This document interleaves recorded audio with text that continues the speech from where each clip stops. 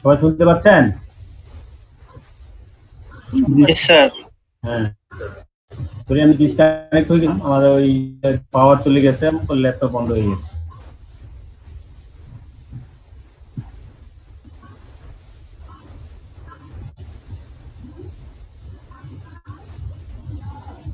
ওকে, আমরা বলতেছিলাম যে আমাদের যে লাস্ট ক্লাস আমরা যেটা আলোচনা করছি সেটা আমরা মানে কোশ্চেনের মাধ্যমে আমরা ওইটার রিকভার করব।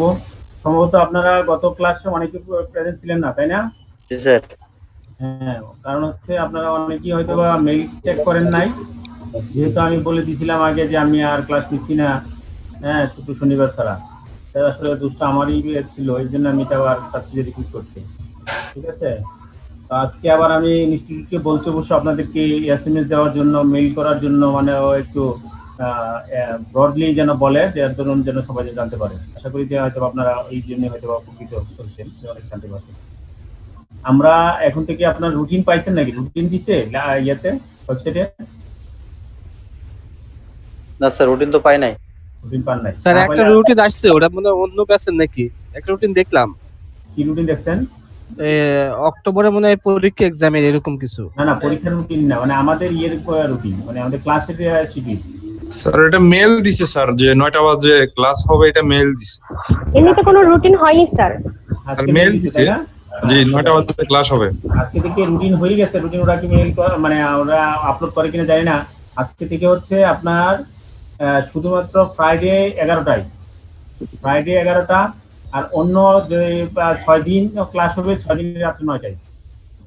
দ্যাট মিনস 6 দিন বলতে মানে আমার যতটা ক্লাস আছে আর কি, হয়তো বৃহস্পতিবারে নিব না, বুধবার পর্যন্ত। ক্লিয়ার সবার?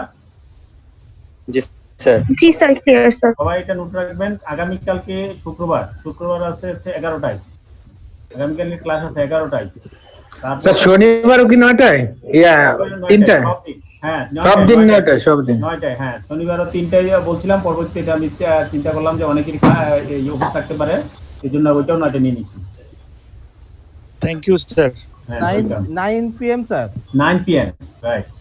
ওকে রেকর্ড হচ্ছে তো না? জি স্যার। স্যার, রেকর্ড হচ্ছে স্যার।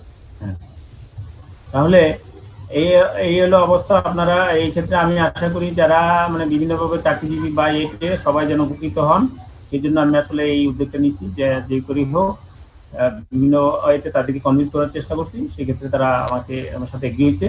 হ্যাঁ, যে বিভিন্ন কিছু মানে আমাকে এক্সট্রা অর্ডিনারি কিছু পাওয়ার দিয়ে তারপর ওইগুলা দিয়ে যে ঠিক আছে আপনি আসবেন। আপনাকে থ্যাংক ইউ স্যার, কিন্তু Thank you, sir. গত ক্লাসটা আমরা মিস করে ফেলেছি। এই জন্য আমি গত ক্লাসে যা পড়াইছি সেটা রিপিট করতেছি এখন। ওকে স্যার, ঠিক আছে, আপনার যারা আগে করছেন তাদের জন্য বেনিফিট হচ্ছে, তারা ডবল শুনলে হয়তো বা তাদের পরীক্ষার জন্য আরো সহজ হবে। আরেকটা জিনিস হচ্ছে, পরীক্ষার রুটিনে অলরেডি আমিও দেখছি, যেটা রুটিনে অলরেডি দিয়ে দিয়েছে ওল্ড সিলেবাসে। আপনারা ওল্ড সিলেবাসে দিয়েছে। আপনাদের মধ্যে থেকে কেউ আমাকে ইনফর্ম করছিলেন যে আপনাদের পরীক্ষা সেপ্টেম্বরে হতে পারে, যেহেতু তাদের পরীক্ষা হয়ে গেলে সম্ভবত হওয়াটাই সম্ভাবনা বেশি। এবং ইনস্টিটিউটটা আমাকে বলছে যে আগস্টের ফার্স্ট উইকে আমি শেষ করে দিব ক্লাস। ঠিক আছে, ঈদের পরে 2-3 দিনের ভিতরে আমি ক্লাস শেষ করে দিব। ঈদের পরে হয়তো 3টা ক্লাস হবে, সেই 3টা ক্লাস 3 দিনে শেষ করে দেবো। ঠিক আছে, কিন্তু আপনাদের চাপ বাড়ছে, আপনারা এখন থেকে পড়াশোনা শুরু করে দেন। আমরা স্টার্টিং এ চলে যাচ্ছি, তাহলে আমরা শুরু করতেছি। আপনাদেরকে আমি মিউট করে দিচ্ছি।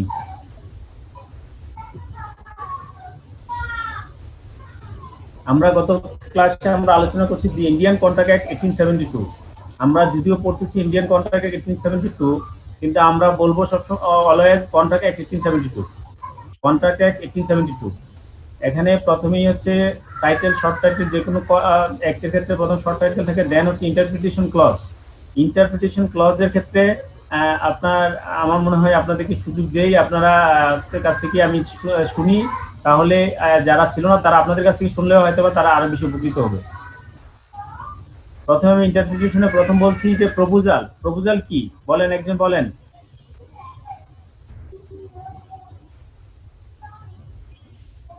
প্রপোজাল বলতে কি বুঝি?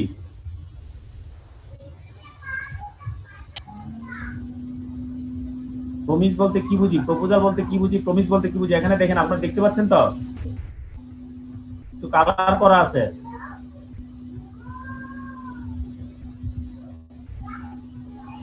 একটু কথা বলেন। আপনারা যারা ক্লাসে ছিলেন না তারাও তো শীটটা পাইছেন, এই ইয়েটা ওয়ার্ডের ফাইলটা পাইছেন তাই না? জি স্যার। আচ্ছা, তাহলে প্রথমে হচ্ছে আমার প্রপোজাল কি এখানে বলা আছে দেখেন, when one person signifies to another his willingness to do or abstain from doing anything, ঠিক আছে, with a view to obtaining the assent, কোনো সম্মতি নেওয়ার উদ্দেশ্যে যদি কোনো কাজ করা অথবা না করার সম্মতি নেওয়ার উদ্দেশ্যে যদি কোনো কিছু করে দেয় তাকে বলা হয় প্রপোজাল। আর এই প্রপোজালটা যখন অ্যাকসেপ্টেড হয় তখন তাকে বলা হয় প্রমিস। প্রপোজালটা যখন অ্যাকসেপ্ট হয় তখন তাকে বলা হয় প্রমিস। দেন এখানে প্রমিজর কে, প্রমিজি কি, এগুলো বলছে, এগুলো আপনারা দেখে নেবেন। যখন এই প্রমিজে every set of promise forming the consideration, যদি এখানে কনসিডারেশনটা থাকে for each other is an agreement, তখন এটা হয়ে যায় এগ্রিমেন্ট। তাহলে আমরা প্রথম দেখলাম হচ্ছে প্রপোজাল কি, তারপর হচ্ছে প্রপোজালটা প্রমিজ হয় কখন, প্রমিজের পরে কখন এটা এগ্রিমেন্টে হয়, ঠিক আছে, এতটুকু পড়লাম। তার পরবর্তীতে আমরা বলছি যে এগ্রিমেন্টটা কখন ভয়েড হয়, যদি এটা এনফোর্সেবল বাই ল না হয় তখন এটা ভয়েড হয়ে যায়, আর যখন এনফোর্সেবল বাই ল এগ্রিমেন্টটা হয়ে যায় তখন তাকে বলা হয় কন্ট্রাক্ট, ঠিক আছে। একটার সাথে কিন্তু আপনার সামঞ্জস্য আছে। প্রথমে হলো প্রপোজাল, প্রপোজালের পরে হলো প্রমিজ, প্রমিজের পরে হচ্ছে এগ্রিমেন্ট, এগ্রিমেন্টের পরে হচ্ছে contract. Clear?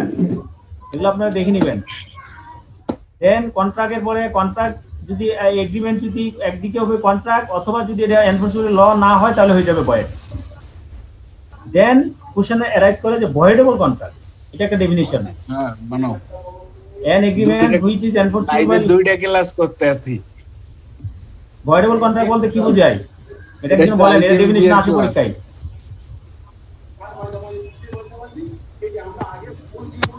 What do you mean by contract and voidable contract and void contract? একজন বলেন।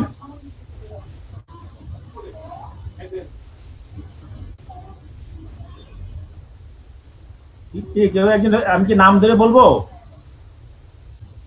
রাইসুল বলেন, রাইসুলি বলেন, আপনি বলেন, আপনি আনসার ইয়ে করেন, রেসপন্স করেন। What do you mean by valid contract, void contract and voidable contract? Sir যেটা স্যার লয়ের দ্বারা ইয়া করা, ইংলিশে বলবেন, এখানে এক লাইন করে বলা আছে। Sir a contract which is enforceable by law it's called void, and sir a contract by law যদি হয় is called a valid contract বলতে পারি অথবা কন্ট্রাক্ট বলতে পারি। হ্যাঁ স্যার। হ্যাঁ, তারপর and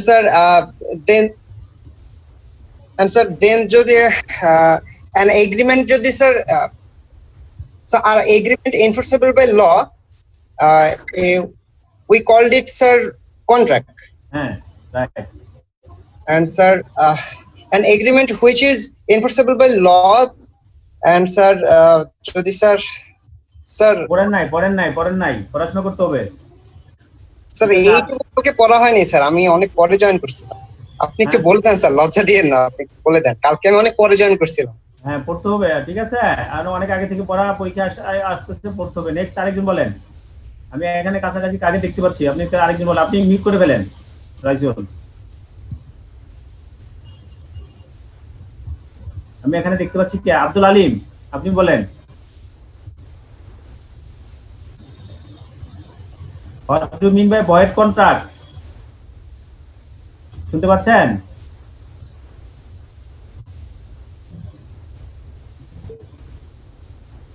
ঠিক আছে, ফ্লোর ওপেন, আপনি যে কেউ একজন বলেন। Void contract, valid contract, voidable contract.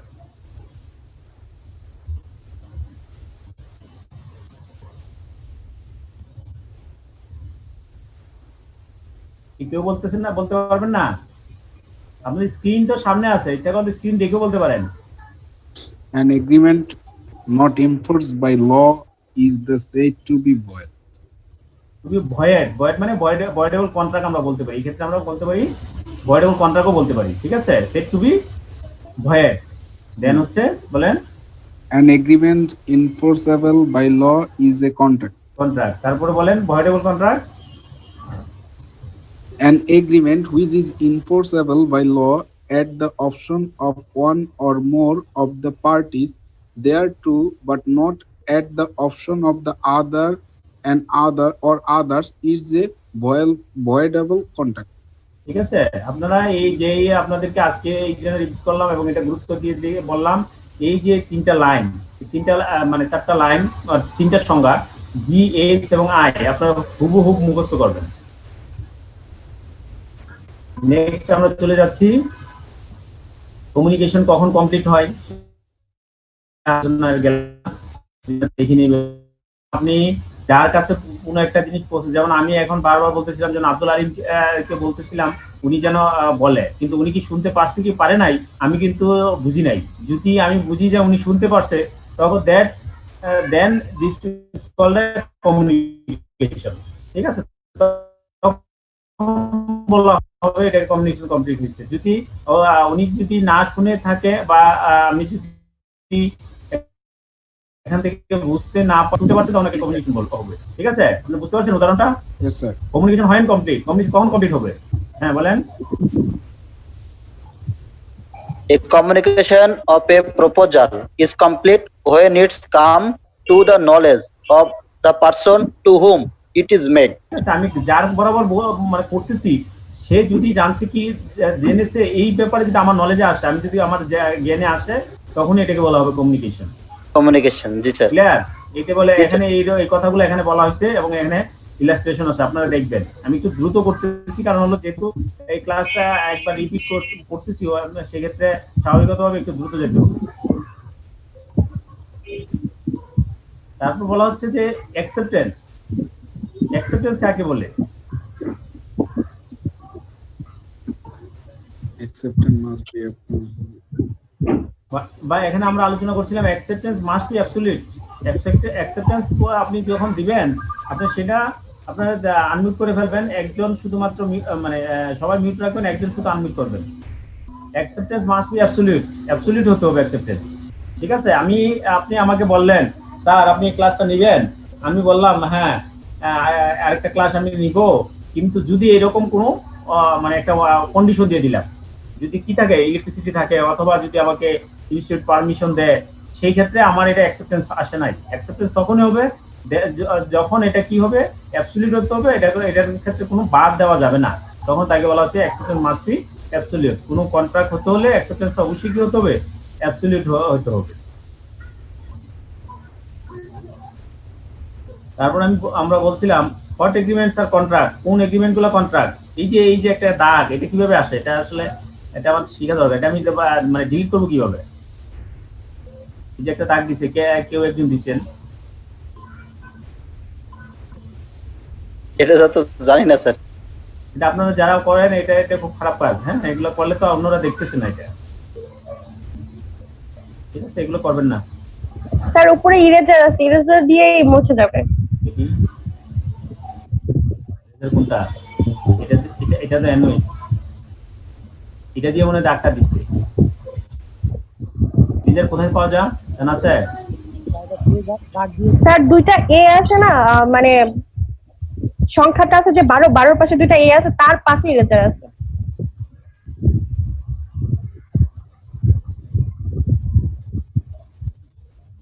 ঠিক আছে, পরে দেখে নিব।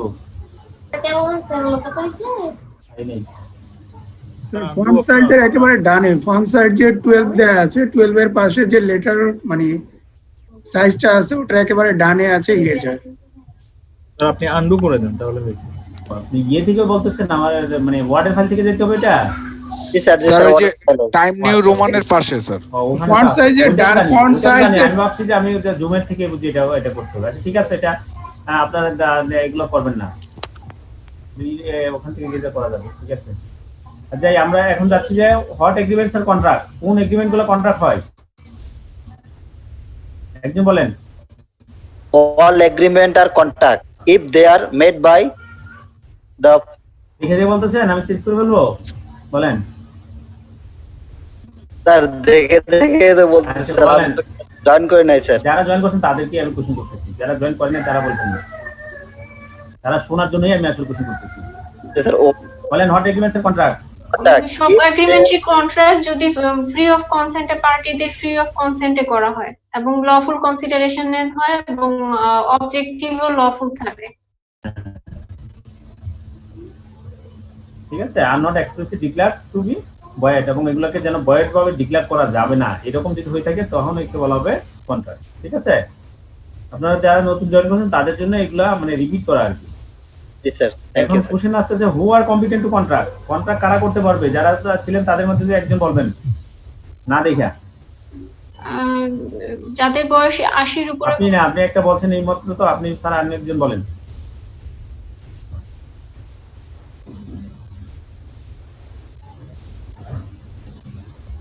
হু আর কম্পিটেন্ট টু কন্ট্রাক্ট? তার মেজরিটি হইতে হবে, সাউন্ড মাইন্ড হইতে হবে। ওই আমি যেখানে যে ভাষা লিখছি ভাষার কিছু কাছাকাছি যান।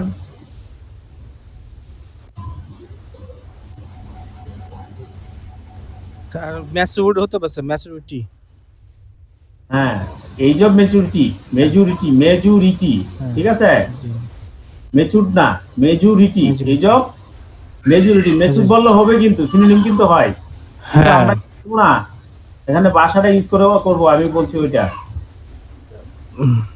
ঠিক আছে, নাবালকটা স্যার এই কন্ট্রাক্টে মানে যেতে পারবে না। না হ্যাঁ আমি আবার বলছি, দেখেন, every person is competent to contract, সকল লোকই কম্পিটেন্ট হচ্ছে কন্ট্রাক্ট করার জন্য।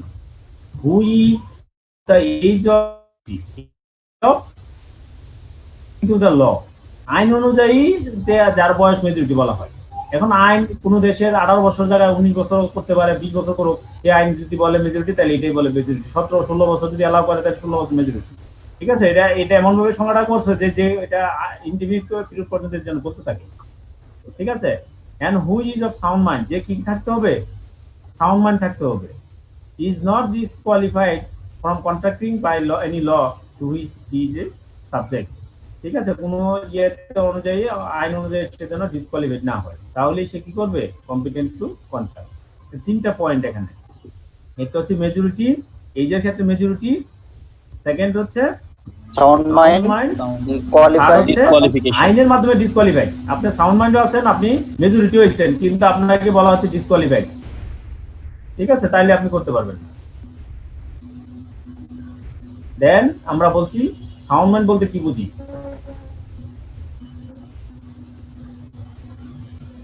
একজন বলেন। A person is said to be of sound mind for the purpose of making a contact if at the time when he make it he is capable of understanding, মানে যে বোঝার ক্ষমতা আছে এমন ধরনের পারসনই কন্টাক্টে সাউন্ড মাইন্ড হিসেবে বিবেচিত। অর্থাৎ যখন সে কন্ট্যাক্ট করে তখন সে যেন কি থাকে? সে তার জিনিসটা বোঝার ক্ষমতা থাকে, তার পার্সোনাল জাজমেন্ট, রেশনাল জাজমেন্ট করার ক্ষমতা থাকে, তখন তাকে বলা হবে সাউন্ড মাইন্ড। জি স্যার। ঠিক আছে, এই ক্ষেত্রে নিচে আর দুইটা লাইন আছে। অনেক ক্ষেত্রে অনেক সময় কি থাকতে পারে, একটা লোক সবসময় আনসাউন্ড মাইন্ড থাকতে পারে, কিন্তু যখন সে কন্ট্যাক্ট করছে তখন সে সাউন্ড মাইন্ড ছিল, তাহলে এটা কন্ট্যাক্টটা ভ্যালিড হলো। ঠিক আছে, আবার কোনো একটা লোক সবসময় আনসাউন্ড মাইন্ড থাকে, সাউন্ড মাইন্ড থাকে, কিন্তু যখন কন্ট্যাক্ট করছে তখন সে আনসাউন্ড মাইন্ড, তাহলে এটা ভ্যালিড হবে না। আপনারা মনে হয় যে অনেকেই আনমিউট করে রাখছেন। হ্যাঁ, একজনে শুধু আনমিউট করবেন আর অন্যরা সবাই মিউট রাখবেন। কনসেন্ট বলতে কি বোঝায়? একজন বলেন। Two or more person are said to consent when they agree upon the same thing in the same sentence. Yes, right, thank you. এই কথাটা আমরা লিখবো, agree upon the same thing in the same sense. ঠিক আছে, same sense same thing এর জন্য same sense হতে হবে, তখন আমরা বলবো কনসেন্ট। আর এই কনসেন্টটাকে বলা হচ্ছে ফ্রি কনসেন্ট। তখন ফ্রি কনসেন্ট বলতে আমরা কি বুঝি? আরেকজন বলবেন।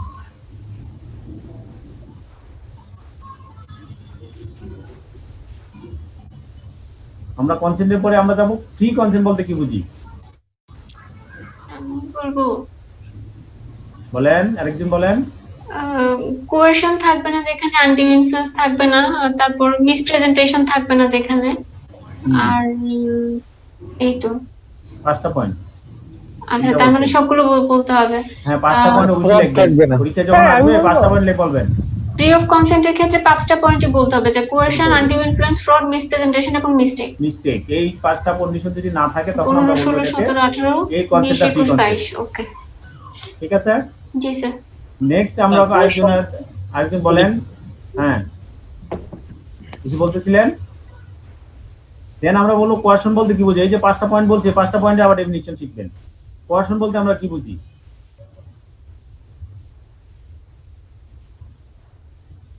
কোয়েশন বলতে কি বুঝি একজন বলেন।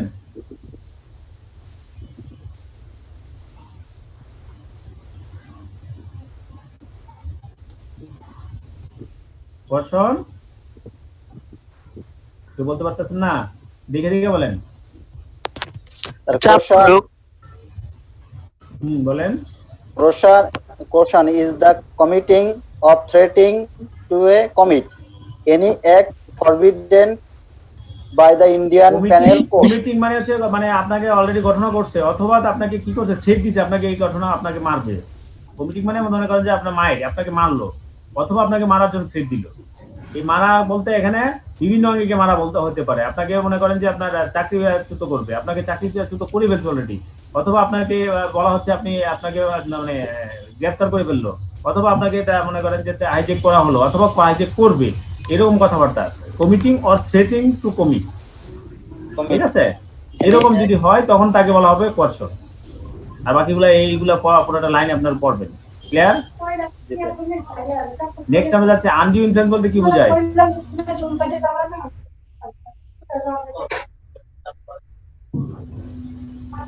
স্যার আমরা কি এখানে ইন্ডিয়ান পেনাল কোড এই কথাগুলো লিখবো? না না, ইন্ডিয়ান পেনাল কোড লিখবেন না, ঠিক আছে? তাহলে এটার পরিবর্তে কি লিখবো? বাংলাদেশি পেনাল কোড লিখবেন। আচ্ছা, আমরা যখন কোনো রেফারেন্স দিব তখন আমরা ইন্ডিয়ান কন্ট্রাক্ট অ্যাক্ট বলবো না, আমরা বলবো কন্ট্রাক্ট অ্যাক্ট 1872। আচ্ছা জি স্যার, থ্যাংক ইউ। তাহলে আনডিউ ইনফ্লুয়েন্স বলতে কি বুঝি?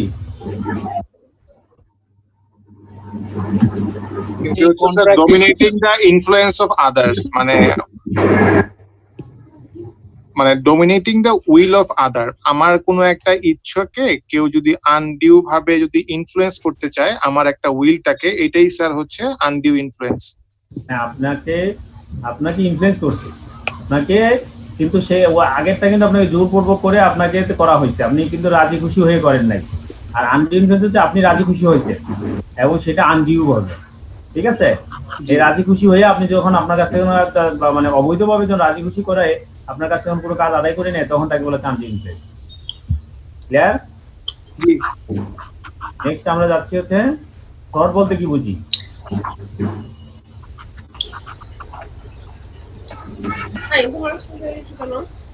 ফ্রড বলতে কি বোঝায়?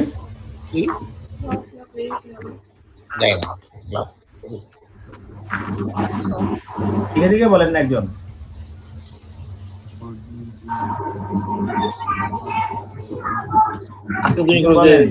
হ্যাঁ, fraud means and includes any of the following acts committed by a party to contract or with his convenience or by his agent with intent to deceive another party thereof, his agent, or to induce him to enter into the contract. মানে হচ্ছে কি fraud মানে হচ্ছে আপনি জানেন জিনিসটা সত্য কোনটা, ঠিক আছে?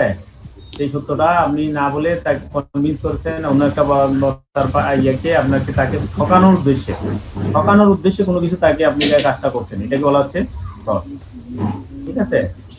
এটা কি হতে পারে? কোনো সাজেশন বা কোনো ব্যাপারে কোনো ঘটনা অথবা কোনো ফ্যাক্ট ফিগার এই ক্ষেত্রে হতে পারে যেগুলো আপনি জানেন যে এটা সত্য না কিন্তু আপনি তাকে সত্য বলে বিশ্বাস করেছেন, এটা একটা ফ্রড। আপনি জানেন, আপনারা অনেকে আনমিউট করে রাখছেন, আনমিউট করে না, মিউট করে দেন, ঠিক আছে? কোনো কিছু গোপন করা যেটা আপনি আপনার নলেজে আছে কিন্তু আপনি গোপন করে রাখছেন।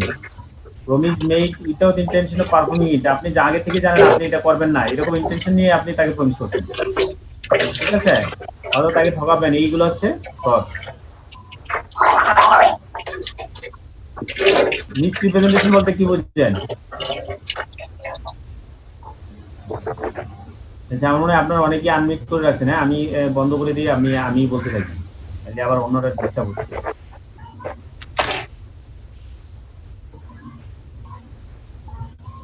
মিসরিপ্রেজেন্টেশন বলতে বোঝাচ্ছে কি যে আপনি যেটা প্রেজেন্টেশন করার দরকার ছিল সেই প্রেজেন্টেশনটা না করে আপনি এটাকে ভুলভাবে মানে আপনাকে এটার সঠিক উদ্দেশ্যটা বিচ্যুতি করে অন্যভাবে মিথ্যাভাবে আপনি এটাকে প্রেজেন্টেশন করছেন, সেটাকে বলে মিসরিপ্রেজেন্টেশন। ঠিক আছে? The positive assertion in a manner not warranted by the information of the person making it of what that which is not true, though he believes it is to be true. আপনি যেগুলা সত্য না কিন্তু আপনি তাকে সত্য বলে, তো তাকে সত্য না বলে জানালেন, কিন্তু যদিও আপনি বিশ্বাস করেন যে সেটা সত্য না, সেটা সত্য। অর্থাৎ সত্যকে আপনি সত্য না বললেন, অথবা সত্য নাকে আপনি সত্য বললেন, সেটা হল মিসরিপ্রেজেন্টেশন। অথবা আপনার কি হচ্ছে ইন ব্রিচ অফ ডিউটি, ওই আগেরটার মতো ফ্রডের মতো আপনার রিসিভ করার উদ্দেশ্যে আপনি তাকে ইন্টেন্ট আপনার উদ্দেশ্য রিসিভ করার, সেই ক্ষেত্রে আপনি আপনার ডিউটি ব্রিচ করছেন। Gain an advantage to the person committing it or any one claiming at, এইগুলো আপনার এই যে মিসরিপ্রেজেন্টেশন, আপনি এগুলো দেখে নেবেন। আর এই voidability of agreement without free consent, আর এই যে আমি এতক্ষণ যেটা বললাম ফ্রি কনসেন্টের 5টা পয়েন্ট, এই 5টা পয়েন্ট যদি না থাকে, ফ্রি কনসেন্ট না হয়, তখনই একে বলা হবে এগ্রিমেন্টটা ভয়েড।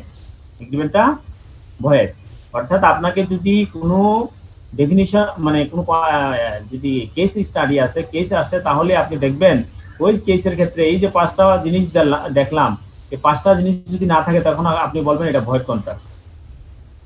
ঠিক আছে? 5টা জিনিস যদি থাকে তখন আমরা বলবো ভয়েড কন্ট্রাক্ট। কেন?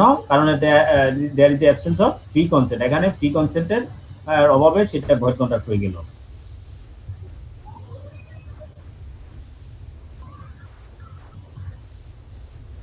First, consideration and objects are lawful and what not. কোন অবজেক্টগুলাকে বলা হচ্ছে লফুল আর কোনগুলা না, কোন কনসিডারেশন এবং অবজেক্টগুলোকে বলা হবে লফুল অথবা কোনগুলো বলা হবে না। The consideration or object of an agreement is lawful unless, সবগুলা কনসিডারেশন অবজেক্টকে লফুল বলা হবে যদি না এই পয়েন্টগুলো থাকে। এই পয়েন্টগুলো যদি থাকে তখন হচ্ছে এটা আনলফুল, এগুলো লফুল না। অবজেক্ট লফুল না, কনসিডারেশনটা লফুল না। It is forbidden by law, law দ্বারা যদি ফরবিডেন করা হয়ে থাকে, or is of nature that if permitted it would defeat the provision of any law, যদি এটাকে পারমিট করে তাহলে আইনের যে কোনো একটা প্রভিশন এটা ভঙ্গ করা হবে। যদি এটা ফ্রডুলেন্ট হয়ে থাকে, it involves or implies injury to the person or property of another, the court regards it as immoral or opposite to public policy। ঠিক আছে? এই যদি পয়েন্টগুলো হয়, এই পয়েন্ট ছাড়া অন্য সব ক্ষেত্রে এই সব কনসিডারেশন এবং অবজেক্টকে বলা হবে লফুল। এই 5টা পয়েন্টের ক্ষেত্রে বলা হবে আনলফুল। আপনার কনসিডারেশন আর অবজেক্ট হচ্ছে আনলফুল। আর যখন আপনার এই আনলফুল কনসিডারেশন থাকবে তখন তাকে বলা হবে ভয়েড কন্ট্রাক্ট। যখন আনলফুল কনসিডারেশন থাকবে তখন একে বলা হবে ভয়েড কন্ট্রাক্ট।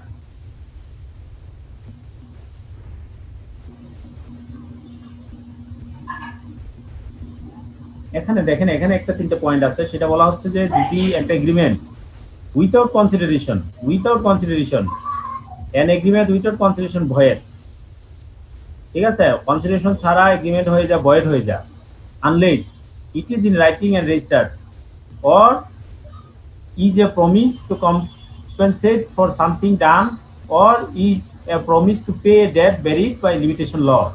ঠিক আছে?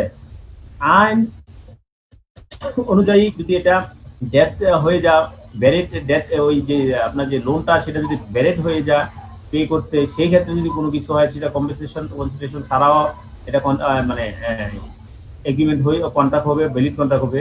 অথবা আপনার যদি যেগুলো কম্পেনসেট করা হয়েছে, যেগুলো আগে সামথিং ডান আগে করা হয়েছে, সেই ক্ষেত্রে যদি আপনি কোনো কম্পেনসেট করা হয়ে থাকে, অথবা যদি এটাকে আপনার রাইটিং এবং রেজিস্টার্ড করা হয়ে থাকে, সেই ক্ষেত্রে এগুলোকে বলা হবে কনসিডারেশন ছাড়াও ভয়েড হয়। কোন কোন ক্ষেত্রে? এই নিচে 3টা ক্ষেত্রে। এই 3টা ক্ষেত্রে কি আমরা পয়েন্ট আকারে যদি আমরা বলি, আমরা বলবো natural love and affection. Natural love and affection, এই ন্যাচারাল লাভ এন্ড এফেকশনের কারণে যখন কোনো কন্ট্রাক্ট করা হবে, সেই ক্ষেত্রে যদি আপনার কনসিডারেশন নাও থাকে, সেটা হচ্ছে ভ্যালিড কন্ট্রাক্ট। আবার এমন কোনো কিছু কাজ আছে যেগুলো ভলান্টারি সার্ভিস অলরেডি দিয়ে দিয়েছে, সেটার জন্য পেমেন্ট করা হয় অথবা সেটা কম্পেনসেট করা হয়, তখন তাকে বলা হবে ভ্যালিড কন্ট্রাক্ট। অথবা আপনার যে এরকম লোন অথবা তার এজেন্ট অথবা তার যদি এরকম লোন যদি হয় অথবা লোনের কোনো অংশ হয়ে থাকে, সেটা যদি ভ্যালিড হয়ে যায় এবং সেই টাকাটা যখন আপনার ফেরত নেওয়া হয় অথবা টাইমের লিমিটেশন অফ ফি কোর্টের আইনের মাধ্যমে যখন কোর্টের মাধ্যমে যখন হয়ে থাকে, তখন এইকে বলা হবে ভ্যালিড কন্ট্রাক্ট। অন্যান্য ক্ষেত্রে বলা হবে কনসিডারেশন ছাড়া void contract.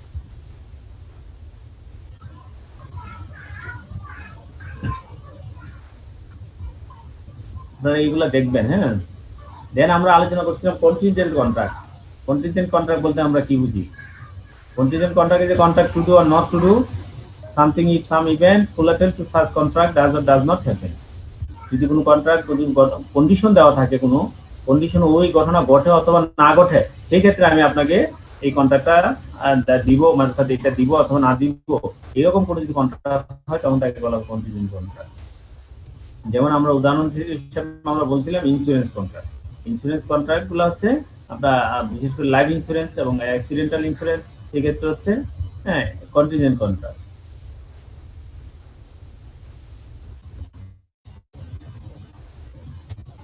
Contingent contract to do or not to do anything if an uncertain future event happens cannot be enforced by law unless until that event has happened.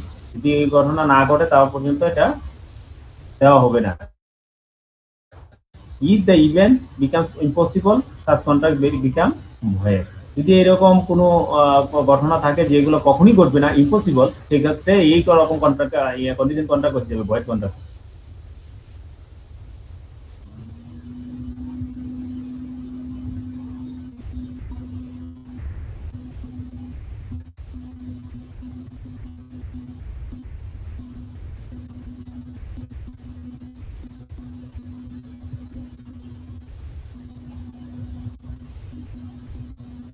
Of the consequence or breach of contract, compensation for loss or damage caused by breach of contract. কোনো contract যদি ব্রিচ করে সেই ক্ষেত্রে আপনার compensation, যে loss অথবা damage হয় সেটার জন্য আপনি কম্পেনসেশন চাবেন। When a contract has been broken, the party who suffered by such breach is entitled to receive from the party who has broken the contract compensation for any loss or damage caused by to him thereby which naturally arose in the usual course of things from such breach or which the likely to be result from the such breach of it. অর্থাৎ মুদ্রা কথা হচ্ছে, এটার total কথাটা হচ্ছে যে যদি আপনি যে কন্ট্রাক্টটা করছেন সেই কন্ট্রাক্টটা যদি ব্রিচ হয়ে যায়, সেটার জন্য যদি অন্য পার্টি যিনি সাফার করেন তার যদি কোনো কিছু যে পরিমাণ লস অথবা ড্যামেজ হবে সেটা সে কম্পেনসেশন দিতে বাধ্য থাকবে। ঠিক আছে, এই কথাটা এখানে বলা হয়।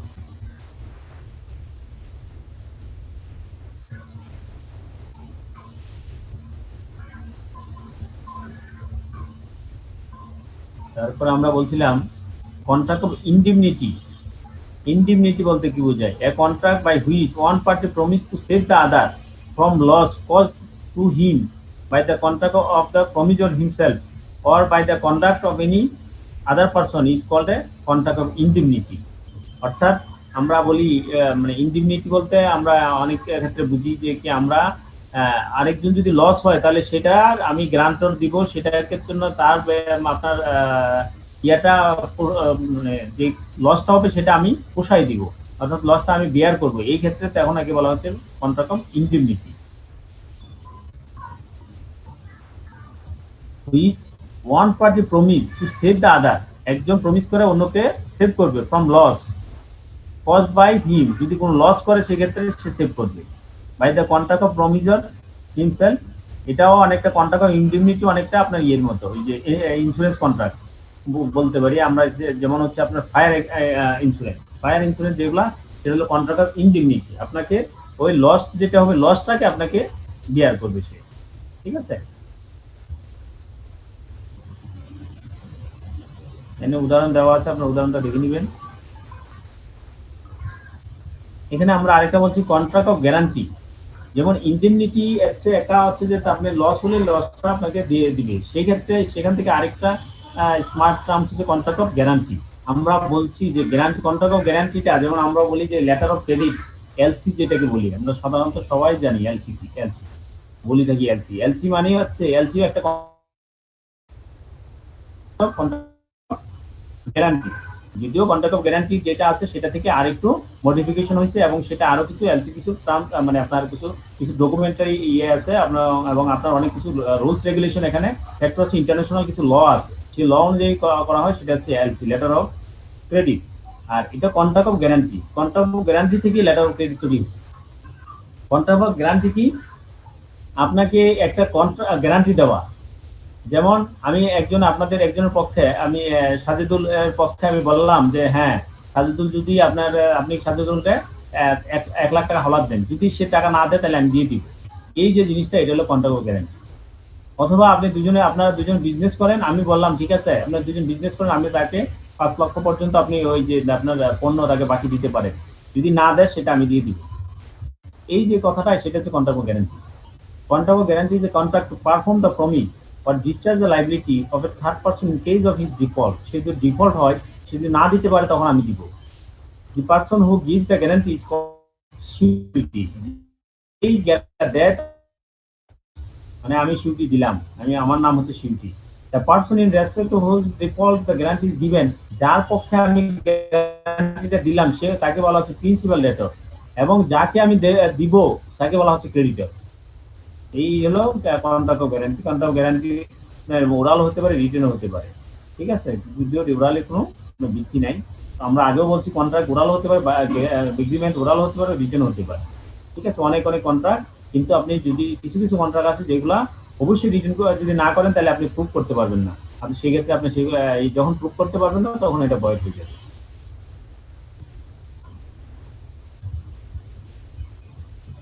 বলা হচ্ছে কনসিডারেশন ফর গ্যারান্টি। গ্যারান্টির ক্ষেত্রে কি কনসিডারেশন থাকে? Anything done on any impossible promise made for the benefit of the principal ডেটর May be A sufficient consideration to the surety for giving the guarantee.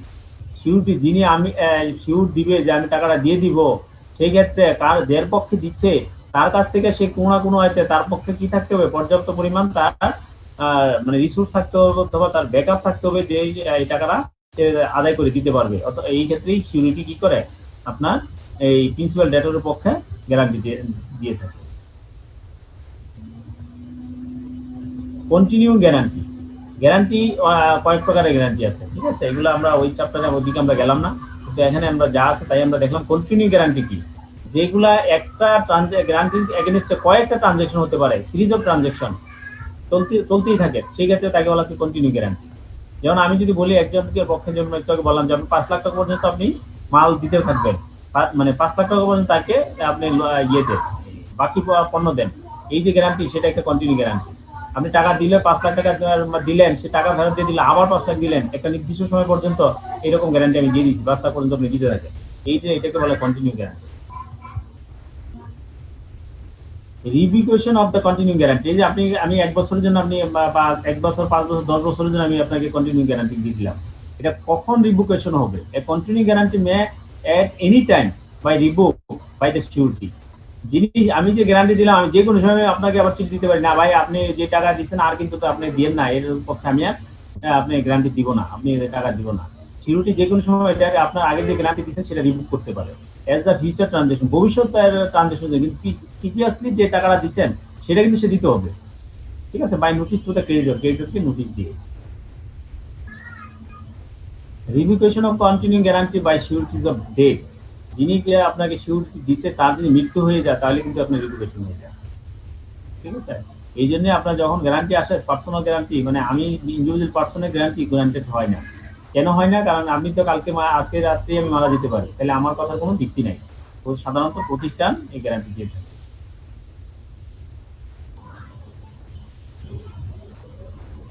Right of surety on payment of performance, মানে payment of performance surety কি right আছে, আবার surety right on to benefit of creditor security, এগুলো কি right আছে, এগুলো আপনি দেখে নিন।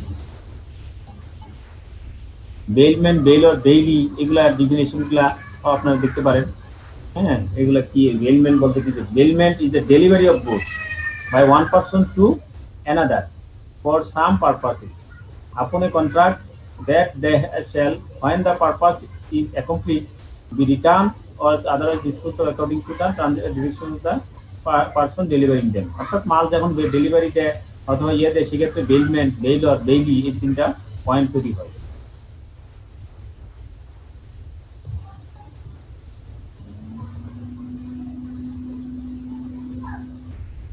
আমরা এতটুকু পর্যন্ত আলোচনা করি। এই ক্ষেত্রে আপনাদের মানে যারা নতুন আছেন ক্লাস, সবার ক্ষেত্রে আপনারা কি বুঝছেন এগুলো যায়, তারপর আমার এখানে কিছু আছে, বেশি আর নাই। হ্যাঁ, যারা আমরা চ্যাপ্টার শেষ করে দিতে পারবো।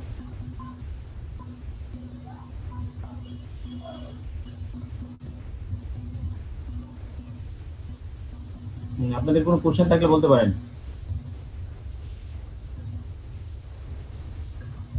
এতটুকু এতক্ষণ পর্যন্ত আমরা যে আলোচনা করলাম এর ভিতরে কোনো কোশ্চেন থাকলে বলতে পারেন। স্যার বেলমেন্টের ব্যাপারটা একটা উদাহরণ দিয়ে একটু বুঝে বলবেন স্যার। বেলমেন্টটা তো আমরা জরুরি বলি নাই। মানে একটা উদাহরণ দিয়ে স্যার। উদাহরণ হচ্ছে আপনি মনে করেন যে মাল পাঠাইলেন, ঠিক আছে, ডেলিভারি করবেন, ঠিক আছে, একটা কোম্পানি গুডস ডেলিভারি করতেছে, কার মাধ্যমে করতেছে, কোনো একটা ট্রাকে সাপোজ ডেলিভারি করতেছে, তাহলে ট্রাকওয়ালাকে আপনার একটা বিশ্বাস করতে হলো ট্রাকওয়ালা যে মানে আপনার মালটা আপনার জায়গা পর্যন্ত পৌঁছানো পর্যন্ত, ডেলিভারি দেওয়া পর্যন্ত তার একটা হেফাজতে রইল, ঠিক আছে। এই যে প্রসিডিউরটা, এই প্রসিডিউরটাকে বলা হচ্ছে বেলমেন্ট, ঠিক আছে। এই যে টোটাল প্রসিডিউরটা আপনার একটা কোম্পানির মালটা আবার যিনি পারচেজ করছেন তার বরাবর কাছে গিয়ে পৌঁছানো দেওয়া, এটাকে হচ্ছে bailment. Bailment is the delivery of goods by one person to another for some purpose upon a contract that they shall, when the promise is accomplished, be returned or otherwise disposed of according to the directions of the person delivering them, ঠিক আছে। তাহলে আমি যে আপনার কাছে পর্যন্ত মালটা পৌঁছে দিলাম, তাই আপনাকে ডিরেকশন দেওয়া হলো যেভাবে যেখানে দিতে হবে সেই যে ডিরেকশন অনুযায়ী যে আপনার তার মালটা পৌঁছে দিলাম, অথবা আপনাকে ওখানে আরেকটা ডিরেকশন দেওয়া হয়, সে যদি গুডস কন্ডিশনে যদি সে গুডস রিসিভ না করে তাহলে মালটাকে আবার ফেরত নিয়ে আপনি ওখানে পৌঁছে মানে যার কাছ থেকে নিয়েছেন তার কাছে পৌঁছে দেওয়া। The person delivering the goods is called the bailor. যে পারসন এই গুডসটা ডেলিভারি করে তাকে বলা হচ্ছে বেইলর। আর the person to whom they are deliver is called bailee. যাকে গুডসটা ডেলিভারি করবে সে হলো বেইলি। ক্লিয়ার? অর্থাৎ আপনার গুডসটা যখন আপনার কোম্পানির গোডাউন থেকে বের হলো, সেটা আপনার বায়ারের কাছে পর্যন্ত পৌঁছাবে। পৌঁছানোর ক্ষেত্রে যার মাধ্যমে যে থার্ড পার্টি যদি হয়ে থাকে আপনার সেই ডেলিভারি ম্যান, তাহলে তাকে বলা হচ্ছে বেইলর। সে হচ্ছে এখানকার এটা পৌঁছানোর আগ পর্যন্ত তার দায়িত্ব, এবং যার কাছে পৌঁছাচ্ছে সে হচ্ছে বেইলি। এই যে মাঝের যে প্রসেসটা তাকে বলা হচ্ছে বেইলম্যান। সাময়িক জিম্মাদারের যে প্রসেসটা আছে সেটাই সাময়িক জিম্মাদার। আমরা বলি না আপনি বেল পাইছে আর কি, ওই রকম। হ্যাঁ, আদালতের বেল পাইছে, জামিন পাওয়া, এটাই সাময়িক। বুঝছি। দেন কারো কোনো কোশ্চেন থাকলে বলেন। না, কোশ্চেন নেই স্যার। তাহলে আমরা সামনের দিকে আগাই।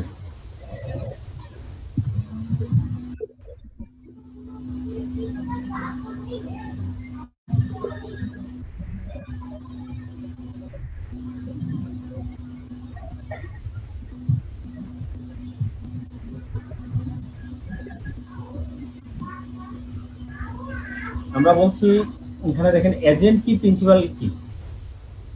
N agent is a person. Agent হচ্ছে একজন person employee to do any act for another. অন্যের কাজটা একজন এজেন্ট হচ্ছে এমন একজন পারসন যে কি করবে, অন্যের কাজটা করবে।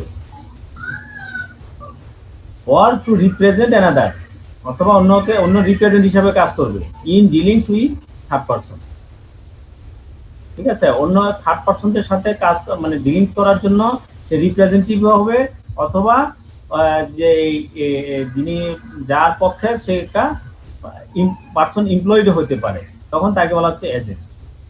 আমরা এগুলো বুঝি, এজেন্ট তো আমরা নর্মালি বুঝি যে এজেন্ট কি, আমি আমার পক্ষে যে কাজ করে যারা পাঠাই সেই হচ্ছে আমার agent.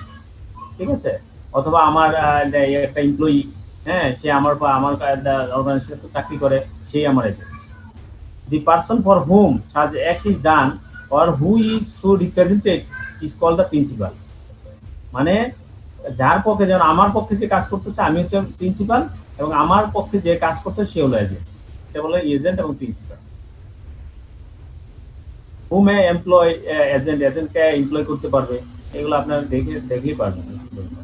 any person who is the age of majority হলেই সে এজেন্ট হিসেবে এমপ্লয় হিসেবে পারবে according to the law which is subject and who is sound mind and may employ an agent. যে কোনো ক্ষেত্রে কাজ করতে হলে আপনার সাউন্ড মাইন্ড হতে হবে, মেজরিটি হতে হবে।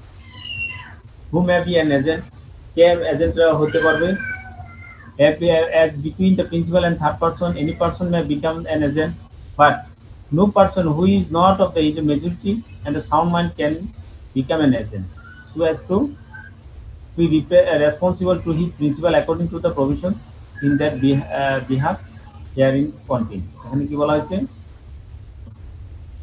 এখানে বলা হচ্ছে যে কে এজেন্ট হতে পারবে, যেহেতু আপনার কাজটা হবে প্রিন্সিপাল এবং third party, any person may become an agent, but no person who is not at the of the age of majority and of sound mind can become an agent. এই ক্ষেত্রেও মানে এজেন্ট হতে পারবে না যদি সে sound mind এবং ইয়ে না হয়। So as to be responsible to third party principal according to the provisions in that behalf herein contained. Consideration not necessary. এজেন্টের ক্ষেত্রে কি লাগে না? কনসিডারেশন লাগে না। No consideration agent to create an agency. Agency create করার জন্য কোনো কনসিডারেশন লাগে না। Agent's authority may be expressed or implied. Agent said যে আপনার authority দিন সেটা express হতে পারে, implied হতে পারে। Definition of express and implied authority. An authority is said to be expressed when it is given by word, spoken or written. An authority is said to be implied when it is to be inferred from the circumstances of the case, and things spoken or written or the ordinary course of dealings may be accounted circumstances of the case. তারপর আবার বলতেছে এজেন্টের পরে আবার sub agent definition. এগুলা কি একটু দেখলে কি অনেক সময় দেখা গেছে আপনার সঙ্গে মানে কোশ্চেন দিয়ে দিতে পারে এজেন্ট হিসাবে, মানে সহজ করতে কোশ্চেন, তখনই এইগুলো হয়। সাব এজেন্ট কি? A sub agent is a person employed by and acting under the control of the original agent in the business of the agency. Agency বিজনেসের ক্ষেত্রে আপনার যে এজেন্ট, সেই এজেন্ট আবার আরেকজনকে এজেন্ট তৈরি করছে। যেমন ইন্স্যুরেন্স কোম্পানির ক্ষেত্রে আপনি দেখবেন, বারবার আমরা ইন্স্যুরেন্সের ডেফিনিশন চলে যাচ্ছি। আসলে ইন্স্যুরেন্স কি করে? আপনার এজেন্ট তৈরি করে, এজেন্টে আবার সে আবার আরেক এজেন্ট আছে, তার আবার আরেক এজেন্ট আছে। দেখবেন যে ইন্স্যুরেন্সের কোন এজেন্টের কমিশন টু কমিশন, এভাবে অনেক জাতের আপনার কমিশন বিজনেস আছে। Representative of the principal by sub agent properly appointed.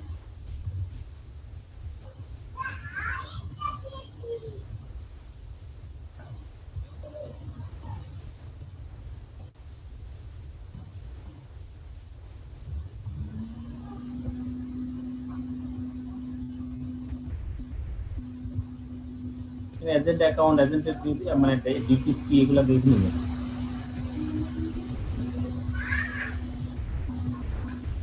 যেগুলো দিয়ে দিচ্ছি আপনার রেড মার্ক করছি, এগুলো আপনারা একটু দেখে নিন, তাইলে হবে। ঠিক আছে, এই ছিল মোটামুটি আমাদের law of contract act.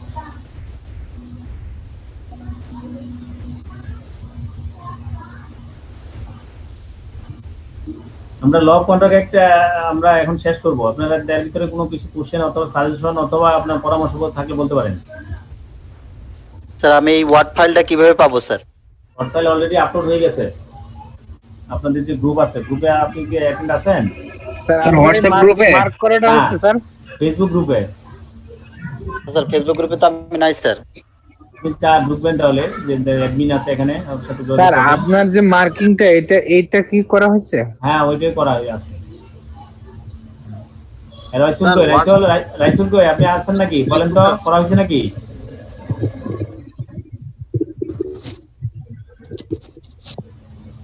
Raisul কি আছে? আপলোড করা হয়েছে স্যার, এই ভিডিও আপলোড করা হয়েছে, হোয়াটসঅ্যাপে আপলোড করা হয়েছে। ঠিক আছে, আমি কিন্তু আপনাদের এই দিকে নাই। ঠিক আছে, সুতরাং আপনারা রাইসুলের সাথে কথা বলবেন। স্যার রাইসুলের নাম্বারটা স্যার একটু প্রয়োজন স্যার। রাইসুলের কাছ থেকে মানে আপনি ইয়েতে নিয়ে যান, তার মানে অ্যাড্রেসটা নিয়ে যান। স্যার আমি স্যার শুধুমাত্র আজকে স্যার মেসেজটা পেয়ে স্যার জয়েন করছি স্যার। আমি আজকে টোটালি নতুন স্যার, আমি আব্দুল আলিম। রাইসুল আপনি বলে দেন, আপনার ওই ফেসবুকের গ্রুপটা বলে দেন। স্যার দিয়েছি, আবার বলে দেন, আজকে বলেন। স্যার এখনই দিয়ে দিচ্ছি। ফেসবুক গ্রুপের লিংকটা এখানে চ্যাট বক্সে দিলে বেটার হয়। ঠিক আছে, দিয়ে দেন। হ্যাঁ, দিয়ে দিবে। আসলে আপনাদের জন্য অনেক কাজ করছে, শুরু থেকে আমি দেখতেছি সে অনেক কাজ করে। জি sir, thank you sir. Voluntary service. হ্যাঁ, নেক্সট আর কোনো কোশ্চেন আছে বলেন।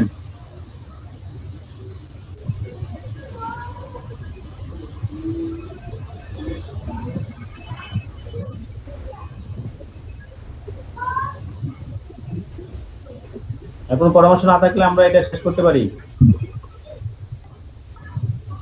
স্যার ল কন্ট্রাক্ট বলতে ইন্ডিয়ান কন্ট্রাক্টটাই তো বোঝাচ্ছে না স্যার? হ্যাঁ, ইন্ডিয়ান কন্ট্রাক্টে বোঝাচ্ছে।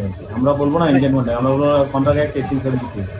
আচ্ছা স্যার আপনার সাইটের মধ্যে যে লাল দাগটা দিছে, যিনি দিছে ওনাকে ইরেজ করে দিতে বলেন। হ্যাঁ এই ডাকটা এটা হলো ডিসপ্লেতে ডাকটা দেওয়া, এটা না ডিসপ্লে আমাদের সে উড়াইতে পারবে, আমরা পারতেছি না ভাই। পার্টিসিপেন্টের মধ্যে একজন করছে স্যার, কিন্তু এটা পার্টিসিপেন্টের প্রতিদিনই বলে। পার্টিসিপেন্টের ভিতরে কেউ একজন করে এগুলা। হ্যাঁ পার্টিসিপেন্ট, এটা ওই এডিটে যায় ইরেজার ক্লিক করলে ইরেজার আসবে, ইরেজার দা ইরেজ করে দিলে হবে। যিনি দিচ্ছেন উনি বলতে জানেন না কেউ ইরেজ করতে হবে, যার জন্য উনি ওটা বুঝছি, উনিও বোঝে নাই আর কি, মানে এটা হয়ে গেছে আর কি। যাই হোক, হয়ে গেছে আর এই সমস্যা হয় নাই তো আপনাদের? কোনো সমস্যা হচ্ছে না খুব বেশি নাকি? না ওইরকম কোনো সমস্যা হয় না। ঠিক আছে, সমস্যা নাই, কিন্তু ওয়ার্ড দেখা যাচ্ছে। নেক্সট আর কোনো কথা কোশ্চেন থাকলে বলেন, না আমরা অন্যদিকে তাহলে নতুন আরেকটা স্লাইড আমরা ঢুকাই এখানে আরেকটা। স্যার এগুলো কি আমাদের পুরোপুরি মুখস্থ করে লিখতে হবে নাকি কিওয়ার্ডটা ঠিক রেখে আমি যে পয়েন্টগুলো বলতেছি মুখস্থ করতে হবে, সেটাই মুখস্থ করতে হবে। এটাই ক্লাস করার সিস্টেম, এবং এটা থেকে আপনি শিক্ষা নেওয়ার জন্য। ঠিক আছে, আমি যেটা বলতেছি কোনটা মুখস্থ করতে আমি কিন্তু বলে দিচ্ছি। যেমন যে জিনিসগুলো 1 লাইন 2 লাইন 3 লাইন স্পেসিফিক ইয়ে করে স্পেসিফিক মুখস্থ করবেন। কন্ট্রাক্ট কাকে বলে, কন্ট্রাক্টের ডেফিনিশনের দিবেন। ক্লিয়ার? জি স্যার, বুঝতে পারছি। হ্যাঁ স্যার। নেক্সট আর কোনো কথা থাকলে বলতে পারেন।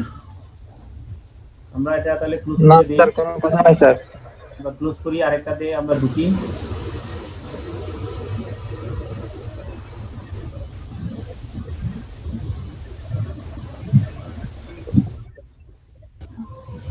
আমরা এখন দেখতেছি সেল অফ গুডস অ্যাক্ট 1930 দেখা যাচ্ছে? জি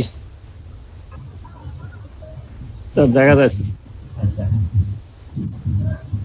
আমরা যেহেতু বিজনেস মানে আইসিএমএ প্রফেশনাল কোয়ালিফিকেশন হওয়ার পরে আসলে আমাদের কাজ কি? আমাদের কাজ হচ্ছে বড় বড় কোম্পানি ডিল করতে হবে। আপনি যদি এমপ্লয়ি হন তাহলে এমপ্লয়ি এখানে ডিল করবেন, আপনি যদি অডিটর হন তাহলে ওই কোম্পানির টোটাল অডিটটা দেখবেন। এই জন্য আসলে আমাদের আসলে যত অ্যাক্ট, বিজনেস রিলেটেড অ্যাক্ট আছে সব একটি আসলে আমাদের কাজে লাগবে। আর যদি আমি প্রফেশনাল ছাড়াও যদি চিন্তা করি, আমি যে কোনো অর্গানাইজেশনে কাজ করি, আলটিমেটলি আমি একটা জিনিস চিন্তা করি প্রায় সময়ই, যে আপনার বাংলাদেশের প্রেক্ষাপটে বাংলাদেশে দেখবেন এই যে আজকে ডাক্তারদের এত মানে ইয়েটি, তাদের কিন্তু ওইভাবে সম্মান নাই, ছিল না। হ্যাঁ, কেন ছিল না? এখনো না, যে তাদের আমরা যে ওই 1 মিনিট করতালি দিয়েই যে আপনি সম্মান দিচ্ছি, আসলে এটা কতটুকু সম্মান দিচ্ছি, এটা মানে এটা হলো কথা। তো ফাইন্যান্সিয়াল বেনিফিট না থাকলে, মানিটারি বেনিফিট না থাকলে আপনার কোনো কিছুই হয় না।